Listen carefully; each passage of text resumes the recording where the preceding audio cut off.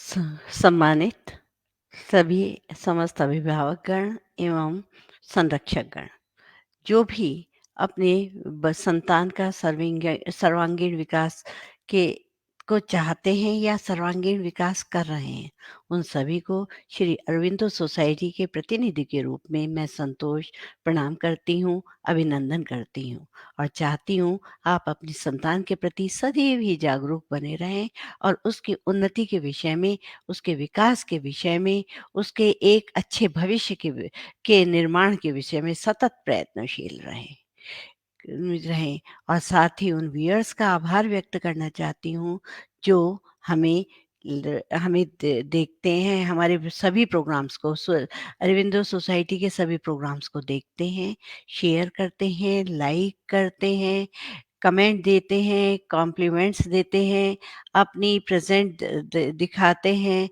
और साथ-साथ शंका का समाधान, जो भी उनके अंदर कोई शंका का समाधान होता है, वो कमेंट बॉक्स में डालते हैं और साथ ही जो सजेशन देते हैं, वो हमारे लिए बहुत ही उपयोगी होते हैं। उन सब के लिए हमारी पूरी सोसाइटी आपका आभार प्रदर्शित करती है।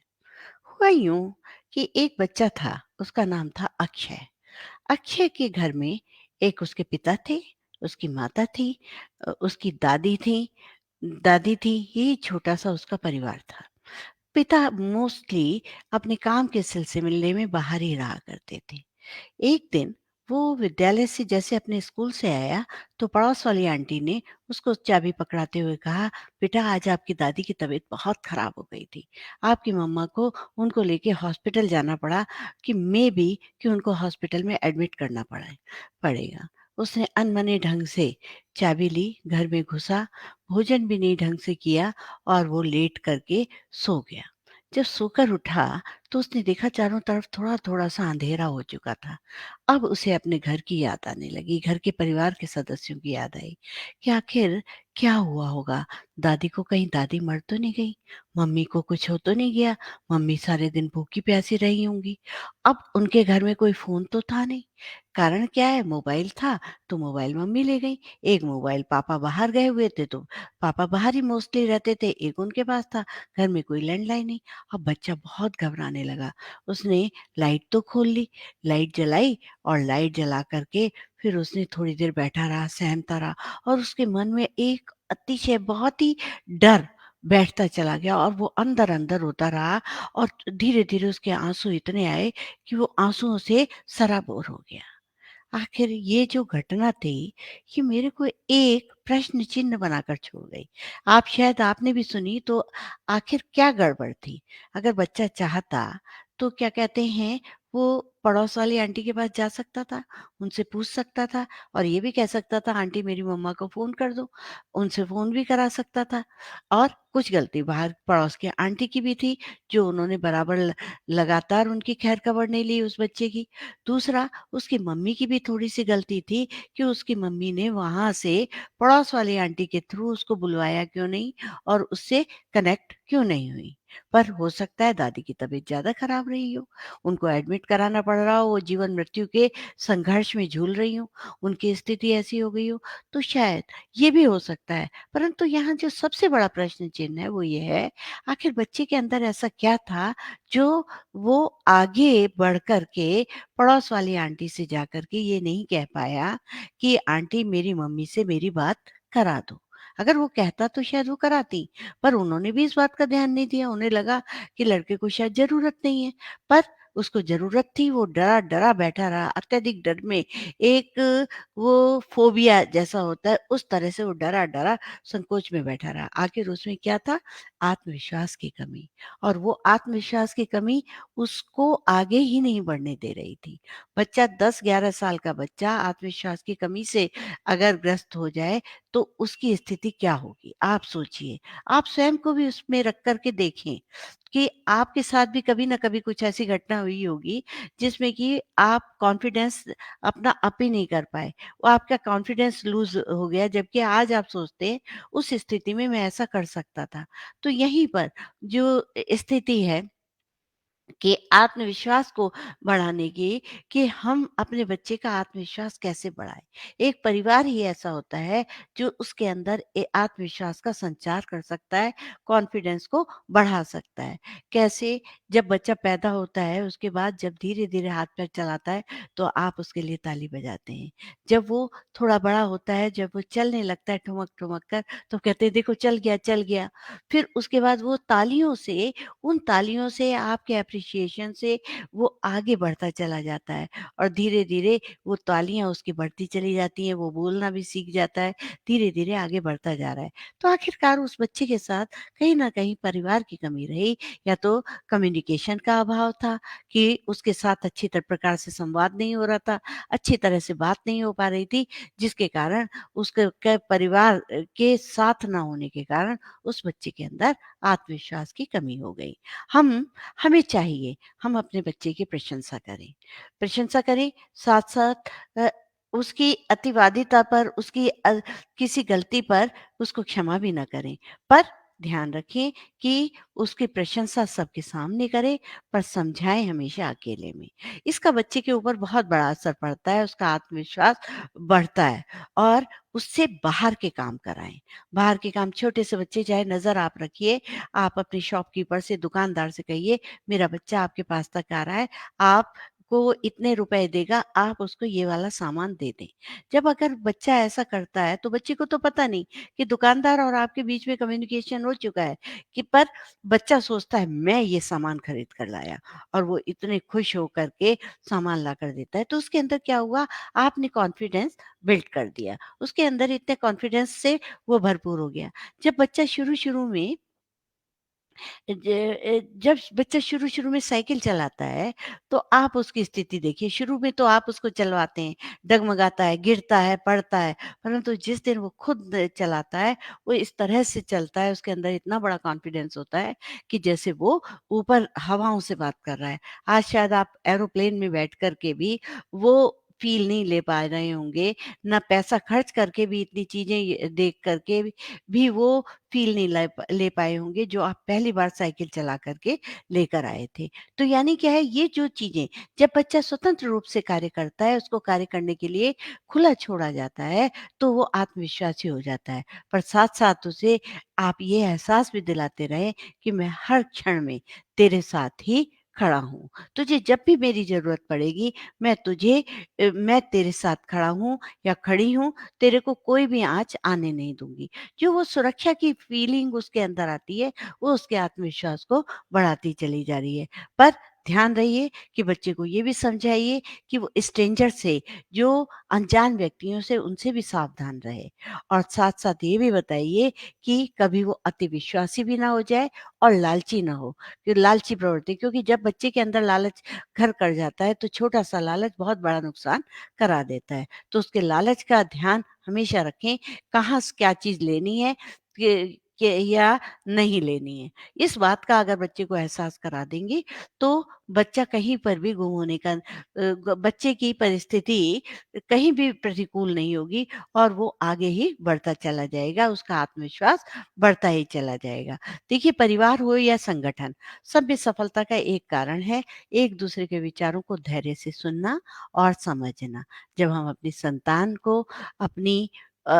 संतान से, अपनी पत्नी से, अपनी माता से, अपने पति से, यदि घर में कोई और अन्य सदस्य भी हो, सो ज है उनसे, उनके साथ हम बातें करते हैं, उनकी सुनते हैं, उनको सुनाते हैं, उनके साथ हँसते हैं, उनको हँसाते हैं, उनको समझते हैं, उनको समझाते हैं, तो संतान पर एक सकारात्मक प्रभाव पड़ता है। एक परिवार का माहौल एक सकारात्मक पॉजिटिव से भरे होते हैं, एक अच्छा-सा ऑरा बन जाता है।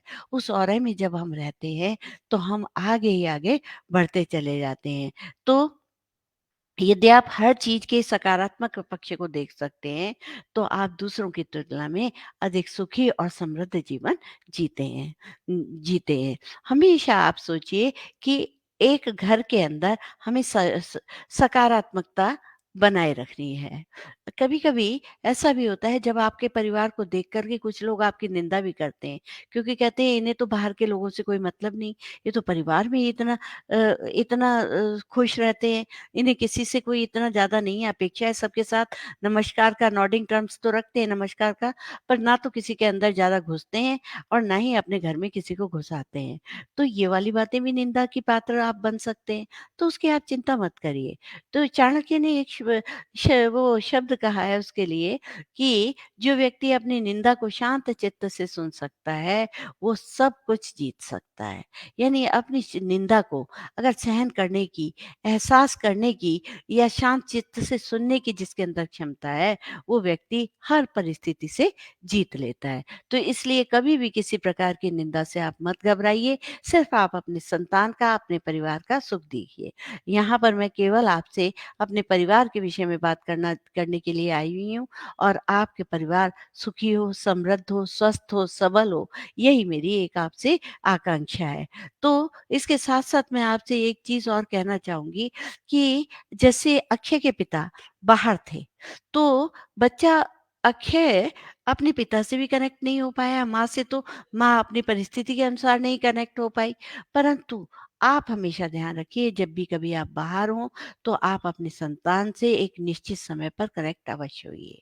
चाहे आप वॉइस कॉल के माध्यम से हों और अगर वीडियो कॉल के माध्यम से हों, तो बच्चा उसमें समीपता का अनुभव करता है, आपसे समीप होता है और जब बच्चा किसी भी तरह की बातें करे, तो आप कहें कि अरे! ये क्या छोटी-सी बात बता रहा है। देखिए, बच्चों के लिए कोई भी बात कोई छोटी नहीं होती।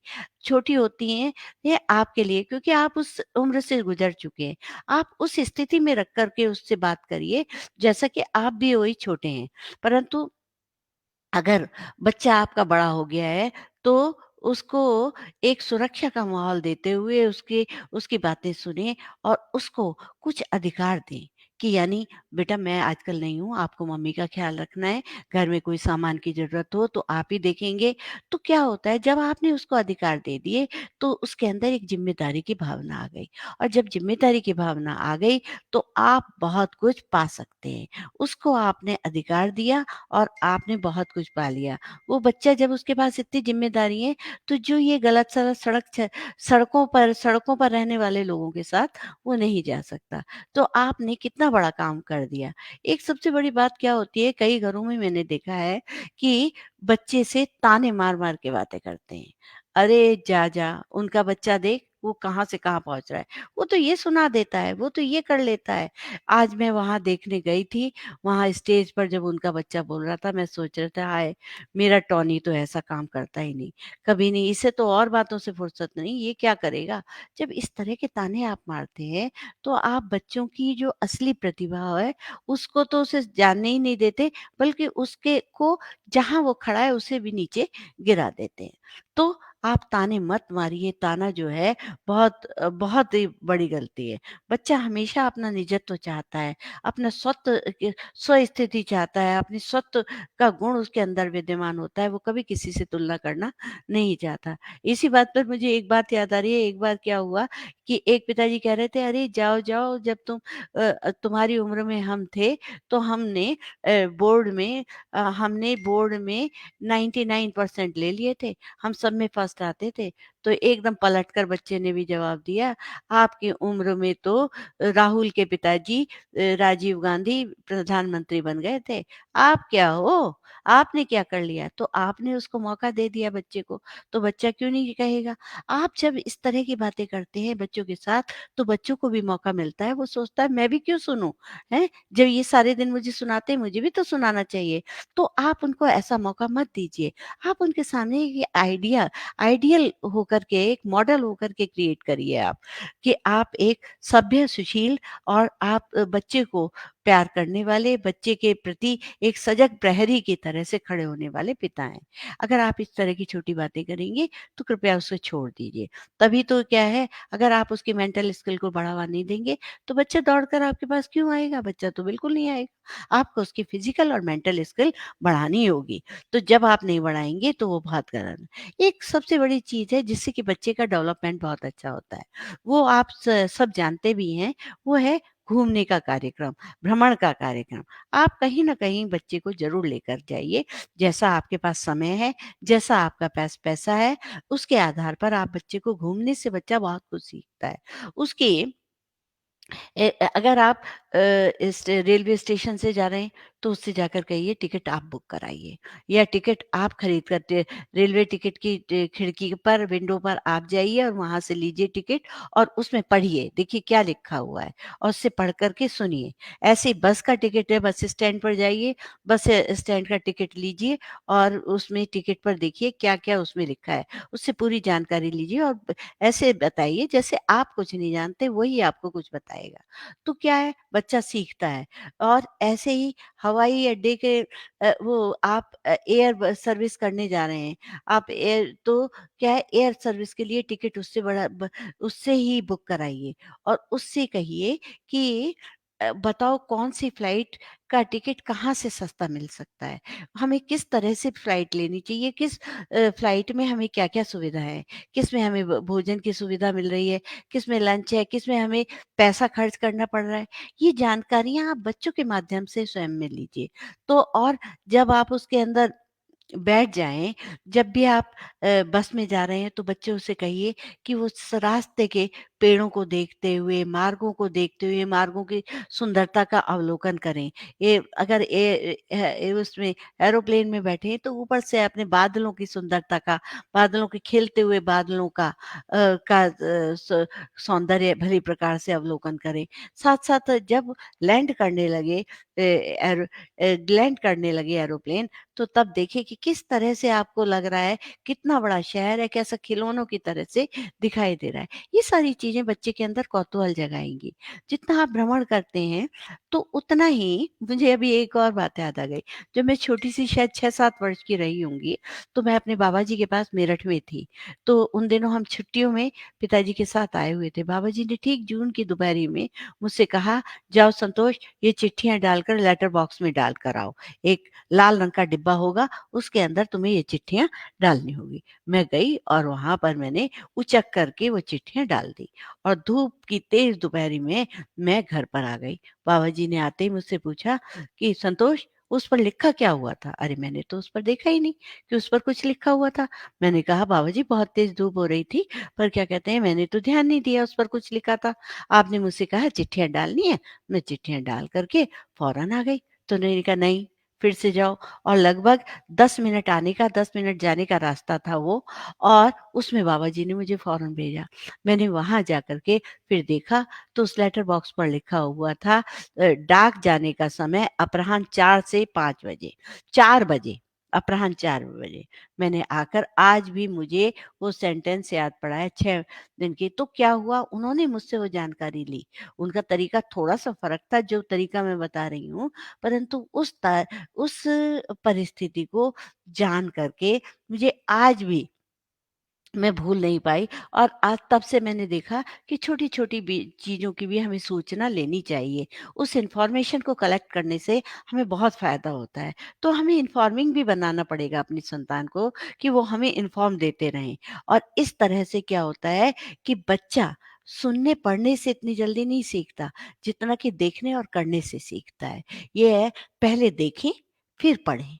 तो जब क्लास में वो चीज़ें पढ़ाई जाती हैं तो बच्चे के अंदर चित्र से अंकित होते चले जाते हैं और वो मन मस्तिष्क पर वो पाठ अच्छी तरह से याद हो जाता है। आप किसी पर्वतीय स्थल पर जाएँ, किसी समतल भूभाग पर जाएँ, मरुस्थल में जाएँ, तो क्या है जब वो चीज़ें बताई जाती हैं तो बच्चा उसके हिसाब से उसकी ज्योग्राफी भी जान जाता है, हिस्ट्री भी जान जाता है, उसकी लिटरेचर भी जान जाता है, उसकी कल्चर भी जान जाता है और उसके माध्यम से वो उसका व्यवहार कर पाता है। तो इसलिए जब भी हम कहीं जाएँ तो क्योंकि आज मैं सोचती हूँ शायद हम उतना नहीं घूम पाए जितना कि आज के माता-पिता इतने अवेयर हैं। तो आज मैं देखती हूँ तो मैं कहती हूँ हाय ये चीज़ें तो हमें याद भी नहीं थी। कभी-कभी याद आ रहा है ये हमने ऐसे पढ़ा था और आज हम उसको साकार रूप में देख रहे हैं। तो काश अगर उसका उल्टा होता, पहले मैंने उसको देखा होता और बाद में मैं उसको को बाद में मैं उसको पढ़ पाती तो शायद वो मेरे मन मस्तिष्क पर बहुत अच्छी तरह से अंकित हो जाता। तो इसीलिए मैं कहती हूँ कि हमें हमेशा कि केवल शब्दों के माध्यम से नहीं, बल्कि कर्मों के माध्यम से ही ज़्यादा कार्यप्रणाली को सुचारू रूप देना चाहिए। अपने बच्चों को अपने अपने कार्यों के माध्यम से ही हमें सिखाना चाहिए। क्योंकि जब बच्चा और देखता है, सुनता है, तो सीखता तो है पर उसका परसेंटेज मात्र 20 और फ 40% रहता है। परंतु जब वो करता है देखता है और करता है। सॉरी, जब वो करता है और देखता है, तो वो 80% और 100% तैयार हो जाता है। क्योंकि उसका मस्तिष्क सारी इंद्रियों से युक्त होता है, सारी इंद्रियाँ उसके कार्य कर रही होती हैं। तो इसीलिए मैं कहती हूँ कि कर्मों से हमें बच्चे को कर्म के माध्यम से सिखाना चाहिए, शब्दों के माध्यम से कम सिखाना चाहिए। अभी मैं ये आपका ब्रह्म कुमारीज़ का एक प्रवचन सुन रही थी। उसमें एक सेंटेंस आया जिसने मुझे प्रेरित कर दिया कुछ कहने सुनने के लिए, सोचने के लिए, कि कर्मों की ध्वनि शब्दों से तीव्र होती है। मुझे बात सही लगी कि वाक़ई जब कर्मों की ध्वनि होती है, जब हम कर्म करते हैं, उसकी ध्वनि हमारे पूरे अंतर्मन तक छाती चली जाती है, शब्दों की नहीं। शब्दों में वो वाइब्रेशंस नहीं आ पाते, उस तरह के वो वाइब्रेट नहीं हो पाते। मैं मानती हूँ शब्द के माध्यम से आप बहुत कुछ किसी को सिखा सकते हैं, परंतु जब कर्म की ध्वनि आती है तो वो पूरे को तरंगित कर देती है और आपका एक-एक अंग पुलकित हो जाता है और कार्य करने के लिए तत्पर हो जाता है।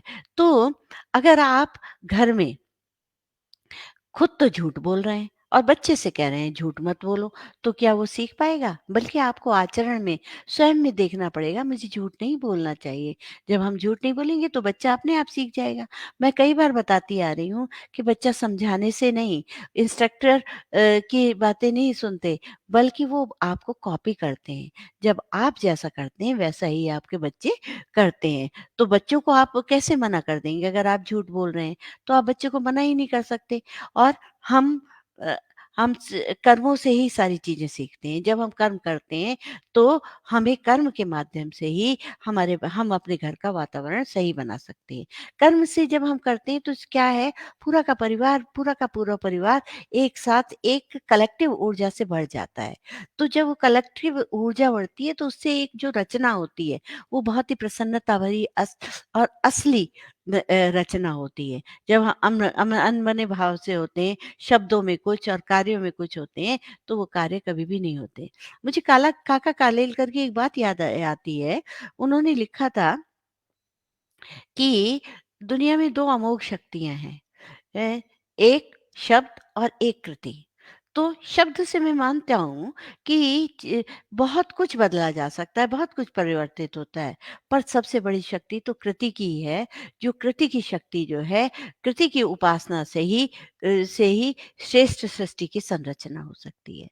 तो आप हमेशा सोचिए, यदि आप प्रेम करते हैं, तो कर्मों की गति से, कर्मों के माध्यम से आप अपने परिवार का वातावरण बदलें, ना कि केवल शब्दों के माध्यम से। तो इसलिए उन्हें सिखाने के हेतु आपको कर्म करना पड़ेगा। कर्म से ही सारा प्रेम पूरे परिवार में व्याप्त हो जाता है। क्योंकि प्रेम निःशुल्क होते हुए भी सृष्टि का सबसे महँगा सुख है। जिस घर में प्रेम होता है, उसमें आनंद आ जाता है और आनंद के माध्यम से सारे सुख गौण हो जाते हैं। अगर आपके पास आनंद है, तो आपके सारे सुख गौण हैं और जो है, हर सफलता आपके पास अनायास ही आती जाती है। देखिए 3 प्रकार के दान होते हैं। दान है, एक मनसा होता है, एक वाचा होता है और कर्मणा होता है। मन से जो दान दिया जाता है, वो देता है शक्ति। वाचा से जो ज्ञान दिया जाता है, वाचा से जो दान दिया जाता है वो होता है ज्ञान। और कर्मों से जो दिया जाता है वो होता है गुणों का दान। जब आप कर्म करते हैं तो आप गुणों के माध्यम से आप सबको दान देते हैं, जो सबसे ज़्यादा फलीभूत होता है। इन तीनों का प्रयोग अपने परिवार में यथासंभव करते रहिए। आप देखिए, विश्व की जो छोटी-सी इकाई आपका परिवार है, उसके माध्यम से आप अपने समाज को कितने सशक्त हाथों में सौंप रहे हैं। तो आप जो है, रिश्ते और रास्तों के बीच एक अजीब रिश्ता होता है। कभी रिश्तों से रास्ते मिल जाते हैं और कभी रास्तों से रिश्ते बन जाते हैं। इसलिए चलते रहिए, उचित प्रकार से अपनी संतान के प्रति रिश्ते निभाते रहिए, असंभव पेरेंटिंग भी संभव बन जाएगी। बस आप जीवन के प्रति अपना दृष्टिकोण ऐसा बनाएँ कि आशाएँ ऐसी हों जो मंजिल तक ले जाएँ, मंजिलें ऐसी हों जो जीना सिखा दें, जीवन ऐसा हो जो संबंधों की कदर करे और संबंध ऐसे हों जो याद करने को मजबूर कर दें। धन्यवाद। आपका मेरे साथ जुड़े रहने के लिए बहुत-बहुत धन्यवाद।